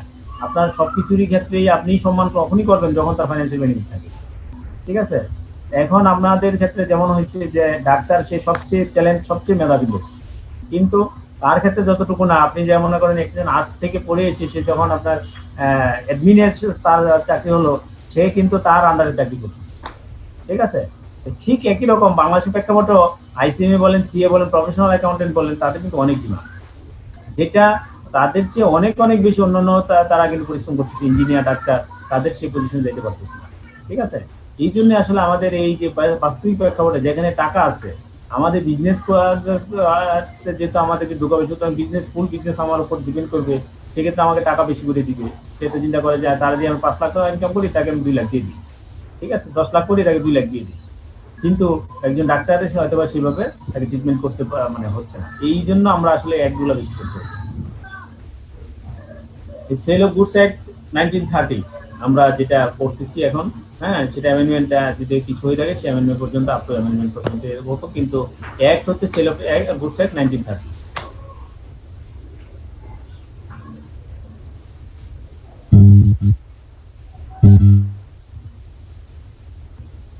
আমরা ওই আগের মতোই, আমাদের কন্ট্রাক্ট অ্যাক্টের মতোই, ফার্স্ট হচ্ছে title, short title, sale of goods act. হ্যাঁ, এটা ইন্ডিয়া থেকেই আমাদের নেওয়া, যেহেতু তখন 1930 সালে আমাদের সাল না, এটা ওখান থেকে আসছে। ঠিক আছে, সেটা আমাদের এখানে কার্যকর হচ্ছে। ডেফিনিশন সেকেন্ড হচ্ছে যে কোনো প্রভিশনের সেকেন্ড প্রভিশন হচ্ছে সেকশন নাম্বার 2-তে থাকবে সবসময় ডেফিনিশন। এই ডেফিনিশনে এখানে বায়ার কাকে বলে এখানে বলা আছে। Buyer means a person who buys or agree to buy goods. Buyer তাকে বলা হবে যে সেটাকে বাই করবে অথবা সেটা বাই করার জন্য এগ্রি হচ্ছে, যেটা তাকে বলা হচ্ছে বায়ার। ঠিক আছে, বায়ারের সেল অফ গুডস অ্যাক্ট অনুযায়ী বায়ার এগ্রিজ টু বাই, যে সেও buyer. Buyer means a person who buys and agrees to buy সে গুডস। ডেলিভারি বলতে কি বুঝি? ওই যে একটু আগে আমরা ডেলিভারি বলছি, বেলমেন্ট বেলের থেকে ডেলিভারি বলতে কি বুঝি? Delivery means voluntary transfer of position from one person to another. ঠিক আছে, একজনের কাছ থেকে পজিশনটা, গুডসের যে পজিশনটা একজনের কাছ থেকে অন্যজনের কাছে ট্রান্সফার করাটাকে বলা হচ্ছে ডেলিভারি। যদি গুডস একজনের কাছ থেকে অন্যজনের কাছে ট্রান্সফার না হয় তাহলে পজিশনটা ট্রান্সফার হয় না, আর পজিশনটা যদি ট্রান্সফার না হয় তখন এটা গুডসটা ডেলিভারি হয় না। তারপর বলা হচ্ছে আপনার চ্যাপ্টার 2 তে চলে গেছি আমরা। 1 নম্বর চ্যাপ্টারে দেখলাম preliminary, then second chapter sale and agreement to sell.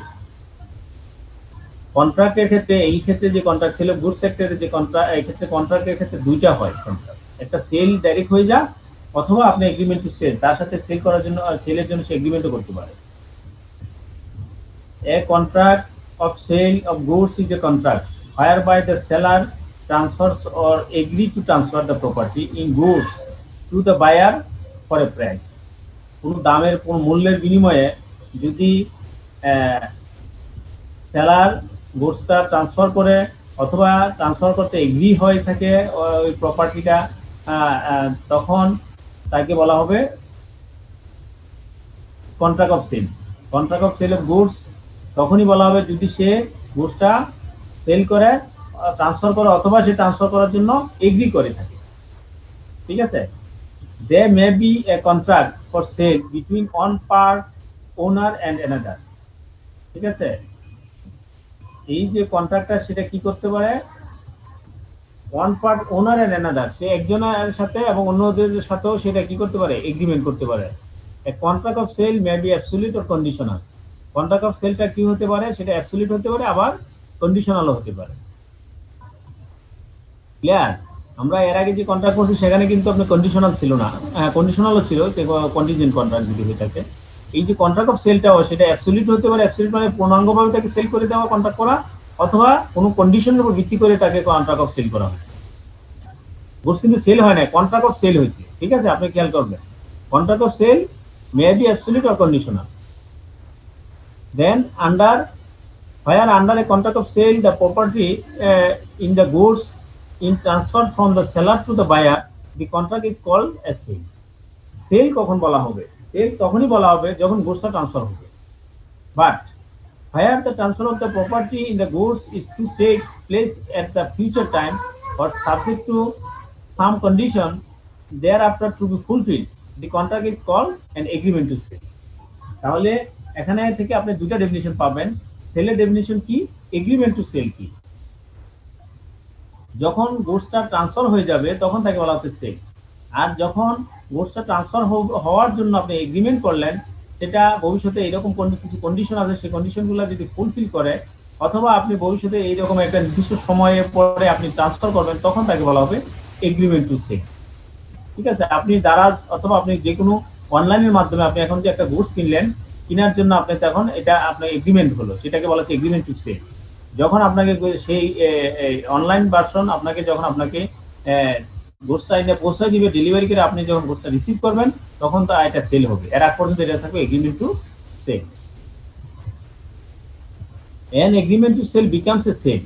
Agreement to sell তখনই সেল হবে when that at the time elapses, যখন সময়টা পার হয়ে যাবে, অথবা the conditions are fulfilled, যখন কন্ডিশনটা ফুলফিল হয়ে যাবে, সাবজেক্ট টু।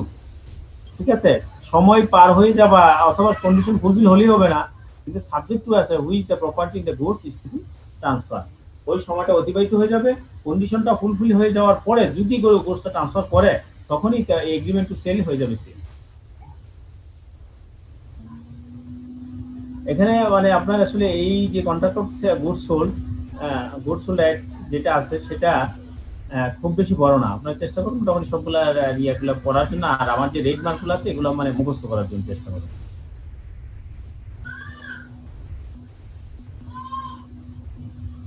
এখানে আরো কিছু, যেমন contract of sale how made, কিভাবে কন্ট্রাক্ট অফ সেল হয়ে থাকে। ঠিক আছে? এই এখানে বলে দিচ্ছে existing or future goods, existing বর্তমান গুডস অথবা ভবিষ্যতে গুডস হবে, ঠিক আছে, সেরকম হতে পারে। The goods which form the subject of a contract of sale may be either existing goods owned or possessed by the seller or future goods. ঠিক আছে?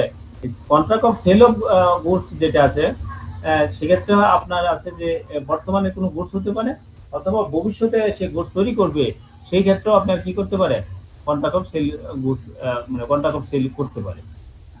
সেটাকে সেক্ষেত্রে হবে এগ্রিমেন্ট টু সেল। ঠিক আছে, এই যে এখানে দুইটা জিনিস বলা আছে, agreement to sell existing R future goods. Future গুডসের ক্ষেত্রে মানে আপনার সেল হবে না, এগ্রিমেন্ট টু সেল হবে, কিন্তু এক্সিস্টিং এর ক্ষেত্রে এগ্রিমেন্ট টু সেল হতে পারে, আবার ডাইরেক্ট সেলও হতে পারে, দুইটাই হতে পারে।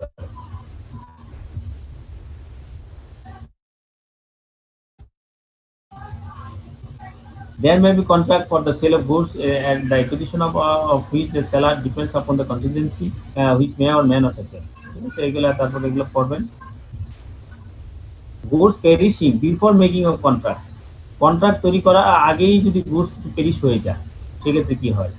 Goods perishing before sale but after agreement to sale, আপনি সেলের পূর্বেই আপনার গুডস পেরিশ হয়ে গেছে, কিন্তু আপনার এগ্রিমেন্ট টু সেলের পরে হয়েছে, সেক্ষেত্রে কি হবে? এগুলো আপনারা দেখে নেবেন, পরবর্তীতে আমি নেক্সট ক্লাসে এগুলো নিয়ে আরো ডিটেইলস আলোচনা করব। আজকে আমরা একটু হাইলাইটেড গুলো দেখতেছি, কালকে আবার এটার উপর আবার রিভিউ করব। কন্ডিশন এন্ড ওয়ারেন্টি বলতে কি বুঝি? কন্ডিশন এন্ড ওয়ারেন্টি এটা আমরা ওই আমাদের স্লাইডে বলছিলাম। কন্ডিশন কি? Stipulation in a contract of sale with reference to goods which the subject thereof may be a condition or a warranty. ঠিক আছে, যে কোনো কন্ডিশন হতে পারে অথবা এটা ওয়ারেন্টি হতে পারে। এ কন্ডিশন কি? Condition is stipulation essential to the main purpose of the contract, the breach of which gives rise to right to treat the contract as repudiated. হ্যাঁ, যে ক্ষেত্রে কোন যদি ব্রিচ হয় সেক্ষেত্রে কন্ট্রাক্টটা রিপুডিয়েটেড করা যেতে পারে। এরকম যদি রাইট থাকে তখন তাকে বলা হয় কন্ডিশন। ওয়ারেন্টি কি? Warranty is stipulation collateral to the main purpose of the contract, the breach of which gives rise to a claim for damage but not to a right to reject the goods and treat the contract as repudiated. Warranty হচ্ছে আপনার main পারপাসের সাথে collateral যেটা, সেটা সেগুলো আমরা আগে আরো details আলোচনা করছি, এখন আমি আর বলতেছি না, আপনারা কালকে দেখে নেবেন, তারপর আমি এটা আলোচনা করব। যদি বলবেন যে সময় কই, সময় বের করতে হবে আপনাদের, ঠিক আছে? সময় বের করতে হবে। সকালে উঠে আপনার মনে করেন যে আমি 11টায় ক্লাস নিব, এর আগে আপনার এইগুলো এই সেল বুকস পড়ে দেখে নেবেন।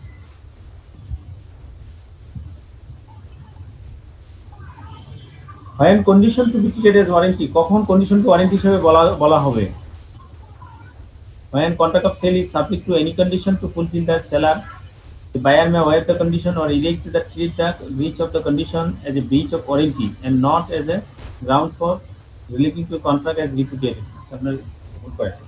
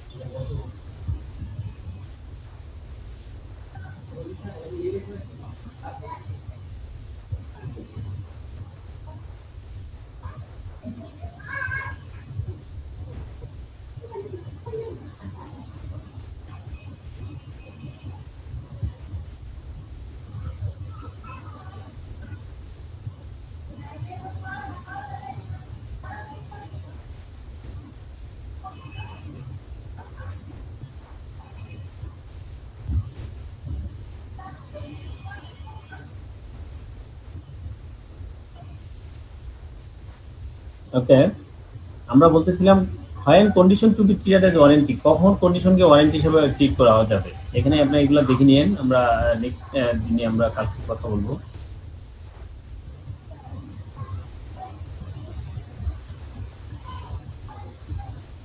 Implied undertaking to as to tile etc. In a contract of sale, unless the circumstances of the contract are such as to show a different intention, there is an implied condition on the part of the seller that in the case of a sale he has a right to sell the goods, and that in the case of an agreement to sell he will have a right to sell the goods at the time when the property is to pass. An implied warranty that the buyer shall have and enjoy quick possession of the goods. ঠিক আছে, এগুলো আপনারা দেখে নিন, এরপর আমিও পরবর্তীতে আপনাকে এগুলো আরো ডিটেইলস বলবো। এই যে সেলস বাই ডেসক্রিপশন, এই যে এটা একটা পয়েন্ট, এটা আপনি দেখে নিন, এটা জব করি না। where there is a contract for the sale of goods by description, আপনার বর্ণনার মাধ্যমে যখন গরুটা বিক্রি মানে কোনো কিছু বিক্রি, যেমন এখন বলতেছে আপনি গরু কিনবেন, আপনি ক্যাটেল কিনবেন, ছাগল কিনবেন কুরবানির জন্য, ডেসক্রিপশনের মাধ্যমে আপনাকে সব এই ডিটেলস এইভাবে বলে দিচ্ছে, আপনি সেগুলো দেখে আপনি কিনবেন। অনলাইনে যেটা হয় আসলে ডেসক্রিপশনের মাধ্যমে হয়, sale by description. Where there is a contract for the sale of goods by description, there is an implied condition that the goods sell correspondent to the description. এখানে একটা ইমপ্লাইড কন্ডিশনই থাকে, সেটা হচ্ছে গুডসটা আপনি যেভাবে ডেসক্রিপশন করছেন সেই অনুযায়ী যেন হয়। And if the sale is by sample as well as by a description, it is not sufficient that the bulk of the goods corresponds with the sample if the goods do not also correspond with the description. ঠিক আছে, অনেক ক্ষেত্রে স্যাম্পলের মাধ্যমে হয়ে থাকে, description বলা আছে, আপনাকে স্যাম্পল দিচ্ছে, হ্যাঁ, ওই স্যাম্পলে আপনি দেখা গেছে আপনি মনে করেন যে অনেক পরিমাণ আপনি চাউল কিনবেন, আপনি চাউল কিনলেন, আপনাকে ওই যে স্যাম্পল দিল, ভিতরের যদি গুড যদি আপনার ঠিক না হয়, এখানে আপনার ইমপ্লয়েড কন্ডিশনই যে আপনার যে স্যাম্পল দেখাইছে ভিতরে গুডসটা আপনার চালটা কি হতে হবে, ওই স্যাম্পলের মতো হতে হবে, এটা বলা হচ্ছে সেল বাই ডেসক্রিপশন। এই যে সেল বাই স্যাম্পল, একটা হলো সেল বাই ডেসক্রিপশন, এখানে হচ্ছে sale by sample. A contract of sale is a contract for sale by sample where there is a term in the contract expressed or implied. Put that detail. In the case of a contract for sale by sample, there is an implied condition that the bulk মানে হচ্ছে আমরা বিশাল আর কি, bulk shall correspond with the sample in quality. কোয়ালিটির ক্ষেত্রে স্যাম্পলের যে quality সে পরিমাণ কোয়ালিটির জন্য থাকে। That he shall have a reasonable opportunity of comparing the bulk with the sample. সেই বাল্কটার যে পরিমাণ সেটা স্যাম্পলের সাথে সে কম্পেয়ার করার মতো তার অপরচুনিটি থাকতে হবে। That the goods shall be free from any defect, হ্যাঁ, rendering them unmerchantable which would not be apparent or on reasonable examination.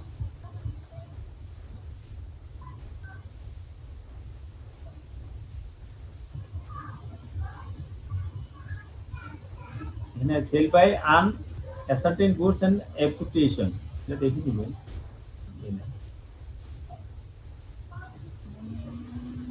Performance of the contract, আমরা যে একটু আগেও আমরা বললাম যে কন্ট্রাক্টের ক্ষেত্রে পারফরম্যান্স কখন বলা হবে, duties of the seller and buyer. সেই ক্ষেত্রে এটা একটা চ্যাপ্টার, এই চ্যাপ্টারের আন্ডারে বলা আছে duties of the seller and buyer, বায়ারের এবং সেলারের ডিউটি কি। ঠিক আছে, কন্ট্রাক্ট যখন করলো, কন্ট্রাক্ট বলতে এই যে আমরা প্যারাতে পড়বো, কন্ট্রাক্ট বলতে contract of sale of goods act, sale of goods অ্যাক্টের ক্ষেত্রে কন্ট্রাক্টের কথা বলা হচ্ছে। প্রথমে আমরা কন্ট্রাক্ট সেল অফ গুডস এর ক্ষেত্রে যত কিছু করা হয় সেটাও একটা কন্ট্রাক্ট, কিন্তু সেটা সেল অফ গুডস এর ক্ষেত্রে কি বলা হচ্ছে, duties of seller and buyer. It is the duty of the seller to deliver the goods and of the buyer to accept and pay for them in accordance with the terms of the contract of sale. বায়ারের সেলারের কাজ হচ্ছে যে আপনার গুডসটা সঠিক goods দেওয়া, delivery করে পৌঁছানো দেওয়া, এবং বায়ারের কাজ হচ্ছে কি সেটা অ্যাকসেপ্ট করে দেওয়া এবং এটার জন্য পে করা। Payment delivery on concurrent condition, ঠিক আছে। তারপর ডেলিভারি বলতে কি বোঝায়, effects of part delivery, part delivery ক্ষেত্রে কি ইফেক্ট হয়।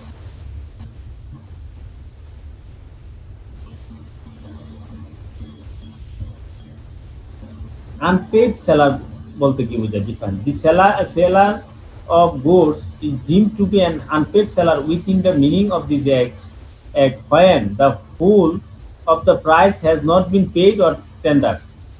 ঠিক আছে, আনপেড সেলার মানে যে সেল করছে সে এখনো ফুল পেড করা নাই, প্রাইসের যেটা আছে সেটা ফুল পে করে নাই, তখন তাকে বলা হচ্ছে unpaid seller. When a bill of exchange or the negotiable instrument has been received as conditional payment and the condition on which the was received has not been fulfilled by reason of the dishonor of the instrument or otherwise. In the chapter of the term, মানে unpaid seller বলতে বোঝাচ্ছে যে আপনি যখন good বাকিতে পণ্য বিক্রি করে, বাকিতে ডাইরেক্টলি বাকিতে আপনি দিতে পারে, অথবা বিল অফ এক্সচেঞ্জের মাধ্যমে, অথবা অন্য কোনো নেগোশিয়েবল ইনস্ট্রুমেন্টের মাধ্যমে দিতে পারে, তখন তাকে বলা হচ্ছে আনপেড সেলার। নেগোশিয়েবল ইনস্ট্রুমেন্টে দিছে কিন্তু সেটা এখনো মানে রিজনার হইতে পারে যে কোনো কারণে, এখনো অনার হয়নি, সেক্ষেত্রে বলা হচ্ছে আনপেড সেলার।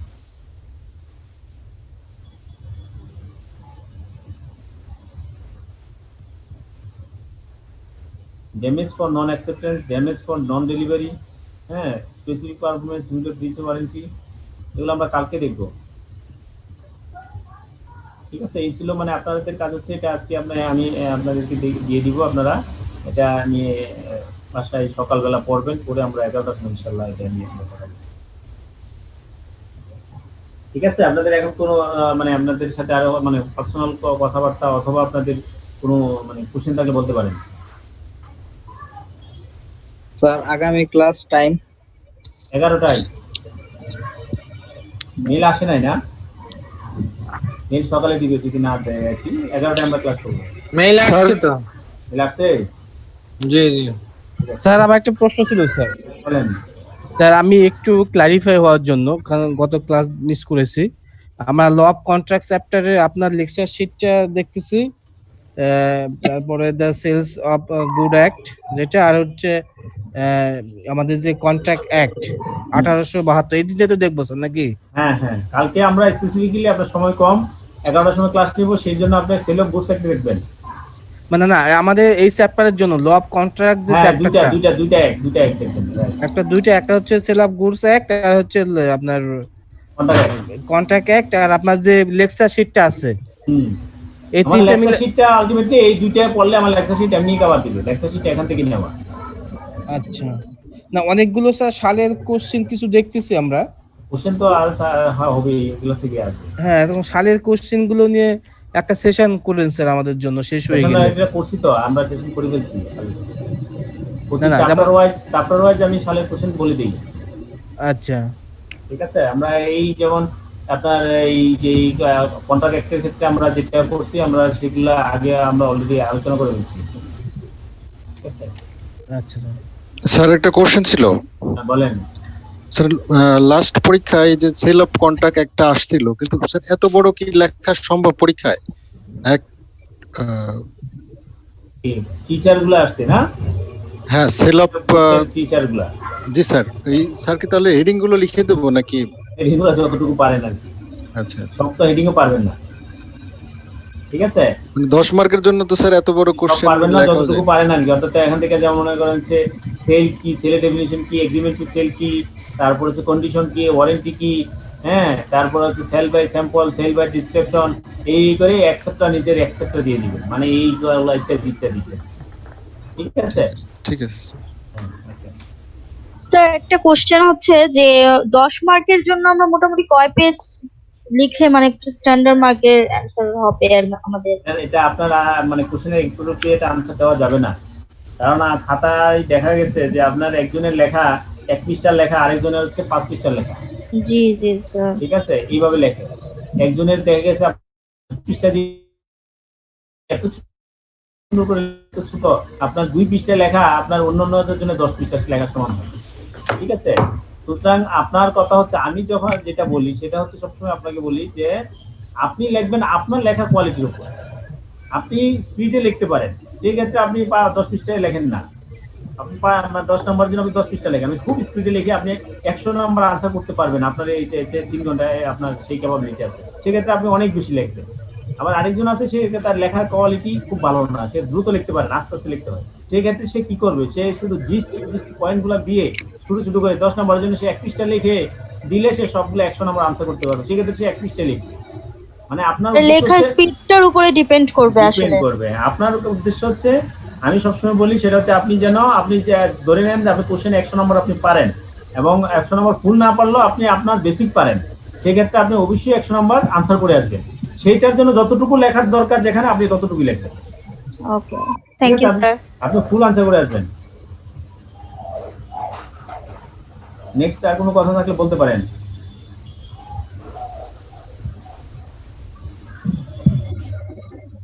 স্যার, হ্যাঁ, সালে তো স্যার সাব কন্টিনেন্ট ছিল, তখন তো আসলে ব্রিটিশ ল ছিল, আমরা এখনো ইন্ডিয়ান ল বলতেছি, বাংলাদেশ ল বলবো না হলে ব্রিটিশ ল। আমরা বাংলাদেশি তো বলতেছি, আমরা ইন্ডিয়ান কোথাও বলবো না, আমরা পড়ানোর জন্য আমি এটা ডাউনলোড করছি। আমরা ইন্ডিয়ান ল আমরা বলতেছি না। 30 সালের কথা তো স্যার। হ্যাঁ, 30 সালে তো দেশ ভাগ হয়নি, তো ব্রিটিশরা নিয়েছিল তখন। ওই ব্রিটিশ ওই সালেই লটা হয়েছে, ব্রিটিশ ল। ব্রিটিশ লটাই এটা যখন ইন্ডিয়াতে হয়েছে, তারা ইন্ডিয়ান কন্ট্রাক্ট ল একটা বলছে। ঠিক আছে, এবং এটা যখন আমরা বাংলাদেশ হয়েছি তখন আমরা ওইটাকে আমরা বলছি কন্ট্রাক্ট। ঠিক আছে, এটা হয়েছে ব্রিটিশ সময়ই। আপনারা সবাই আনমিউট করবেন না একসাথে, হ্যাঁ মিউট করে রাখবেন। যিনি কোশ্চেন করেন উনি আনমিউট করেন। স্যার হ্যাঁ আমি বলতেছিলাম যে ব্রিটিশ ল তো তখন ছিল স্যার, হ্যাঁ কিন্তু এখন আমরা ব্রিটিশ ল না বললে ইন্ডিয়ান ল বলতেছি কেন স্যার? এটা ব্রিটিশ ল, ব্রিটিশ ল এটা ইন্ডিয়ান ল আমাদের দেশে সাপোর্ট দিচ্ছে। মানে আমি অ্যাভেলেবল যেটা আমি ডাউনলোড দিচ্ছি, ডাউনলোডে যেটা অ্যাভেলেবল পাইছি সেটাকে আমি এখানে নিয়ে আসি। ঠিক আছে, ল একই ল, সেম ল। আমরা আসলে বাংলাদেশ ল বলবো। হ্যাঁ আমরা বাংলাদেশ ল বলবো না, ইন্ডিয়ান কন্ট্রাক্ট অ্যাক্ট বলবো, ল বলবো। যেহেতু আপনার টাইটেলে বলা নাই, আমাদের টাইটেলে বলা নাই যে contract act Bangladeshi contract act, সেটা না, আমরা কন্ট্যাক্ট অ্যাক্ট বললেই তো হয়। কন্ট্রাক্ট অ্যাক্ট বলবো, কন্ট্রাক্ট অ্যাক্ট বলবো। নেক্সট আর কোনো কোশ্চেন আছে বলেন? আর কোন কোন চ্যাপ্টার গুলো বেশি গুরুত্ব দিয়ে পড়বো? সবগুলাই তো মোটামুটি হ্যাঁ পড়তে এখন তো হবে। আপনার ওয়াইটেজ দেওয়া আছে, ওই ওয়াইটেজ অনুযায়ী গুরুত্ব। আপনাদের যে টেক্সট বুকে ওয়াইটেজ দেওয়া আছে, এবং আমার ক্লাসে আমি অবশ্য এগুলো তো ওইদিকে আমি যাইতে পারি না। ফার্স্ট ক্লাসে আমি ওয়াইটেজ দিয়ে আমি শুরু করি। ঠিক আছে, কোন চ্যাপ্টারে কতটুকু ওয়াইটেজ, ওই ওয়াইটেজ অনুযায়ী আমি পড়বো। এক চ্যাপ্টারে 10 নাম্বার আসবে, আমি 10 নাম্বার থেকে তো আমি মানে বলাই আছে 10 নাম্বার কোশ্চেন করবে। যিনি কোশ্চেন করবেন ওই ওয়াইটেজ অনুযায়ী উনি কোশ্চেন করবেন। ল অফ কন্ট্রাক্ট থেকে 20% স্যার। 20% না? হ্যাঁ আমার মানে একটু খেয়াল নেই, আমি প্রয়োজন হতে আমি আপনাকে দেখাই দিতে পারবো কোথায় আছে, আমার এখানে আছে। প্রথম ক্লাসগুলো পাইনি তো। হ্যাঁ ল অফ কন্ট্রাক্ট 20%।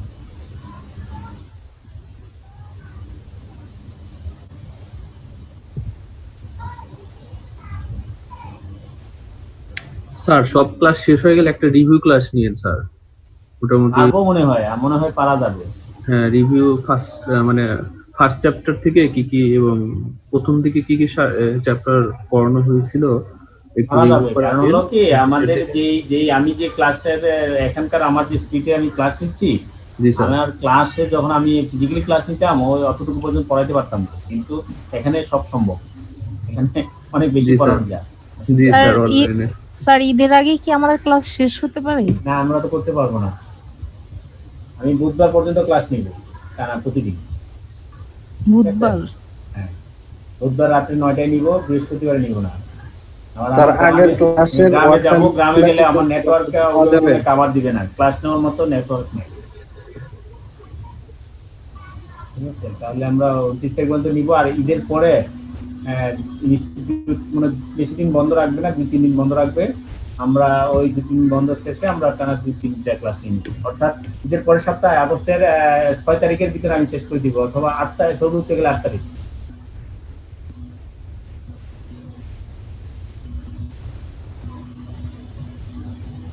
ঠিক আছে, আর কোনো কোশ্চেন আছে?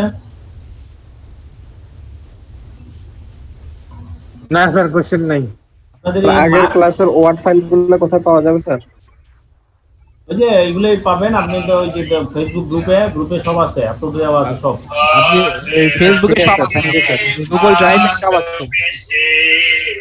শুধু আজকের ক্লাসটা নেই। আজকের যে সেলআপ গুডস, হ্যাঁ এটা স্যার একটু দিয়ে দিন স্যার, দ্য সেলআপ গুডস অ্যাক্ট, এটা আমরা আগে থেকে ওয়ার্ডের ফাইলটা এখন দিয়ে দিচ্ছি আমি। ঠিক আছে স্যার ঠিক আছে, আপনি আনমিউট করেন, মিউট করেন। স্যার এই অ্যাড্রেস কিন্তু আমাকে দেওয়া হয়নি। মানে এটা দিয়ে দিব এখন। হ্যাঁ স্যার, এইটার পিডিএফ ফাইল ওয়ার্ড ফাইল আর স্যার। কিছু দেখার মানে আর কিছু মার্ক করার চিন্তা করছিলাম আর কালকে যখন দেওয়ার সময়, পরে আর সময় পাইনি। ঠিক আছে স্যার, এটা একটু কাইন্ডলি দিয়ে দিব যেটা এখন দিয়ে দিব। স্যার কালকে কোন চ্যাপ্টার পড়াবেন স্যার? এই চ্যাপ্টারে রিভিউ করব। ওকে স্যার, আমি এই চ্যাপ্টার ক্লোজ করে দিব। ঠিক আছে।